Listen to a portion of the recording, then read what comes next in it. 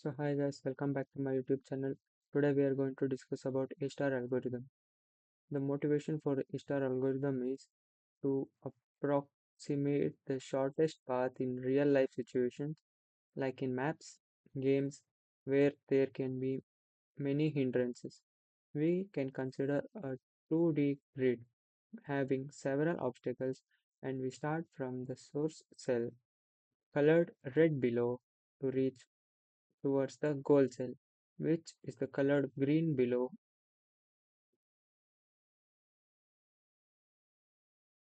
So now, what exactly is the A-search algorithm? A-star search algorithm is one of the best and popular techniques used in pathfinding and graph traversals.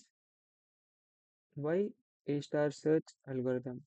Informally speaking, A-star search algorithms, unlike other traversal techniques, it uses brains. What it means is that it is really a smart algorithm which separates it from other conventional algorithms.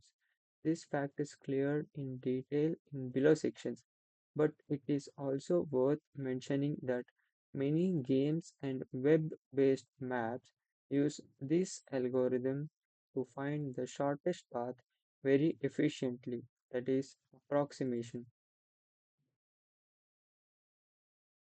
Explanation of A-star search algorithm.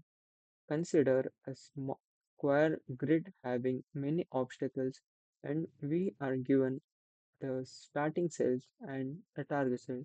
We want to reach the target cell from the starting cell as quickly as possible. Here, A-star search algorithm comes to the rescue. What A-star search algorithm does is that at each step it picks the node accordingly to the value f, which is a parameter equal to the sum of two other parameters that are g and h. At each step, it picks the node or cell having the lowest f and processes the node or cell. We define g and h as simply as possible below.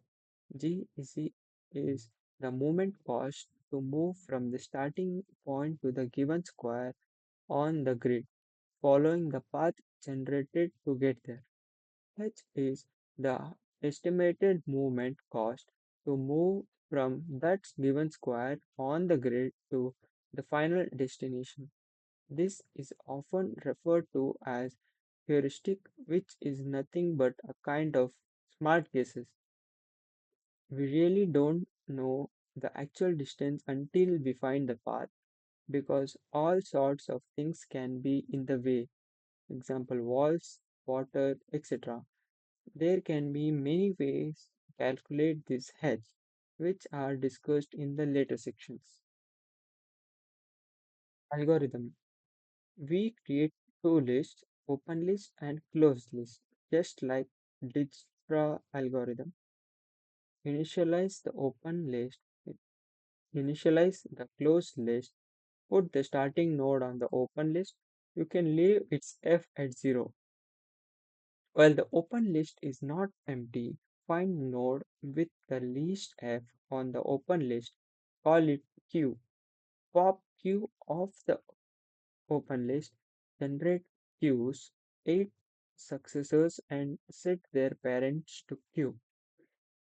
For each successor, if successor is the goal, top search. Else, compute both G and H for successor.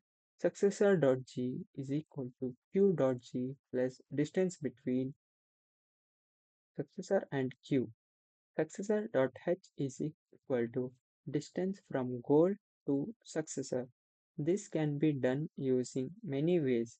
We will discuss three heuristics: Manhattan, diagonal, and Euclidean heuristics. Successor.f is equal to successor.g plus successor.h. If a node with the same position as successor is in the open list, which has lower f than successor, skip this successor If a node with the same position as successor is in the closed list, which has a lower f than successor, skip this successor, otherwise add the node to the open list. End. For loop. Push Q on the closed list. End while loop. So suppose as in the below figure, if we want to reach the target cell from the source cell, then the A star search algorithm would follow this path as shown below. Note that the below figure is made by considering Euclidean distance as a heuristic. The A-star search algorithm makes the most intelligent choice at each step. Hence, you can see that algorithm goes from 4, 2 to 3, 3 and not 4, 3 shown by cross in the figure given below. Similarly, the algorithm goes from 3, 3 to 2, 2 and not 2, 3, which is also shown by cross in the figure. So this is how the A-star search algorithm works. So thank you guys for watching this video. I hope this video is found helpful for you.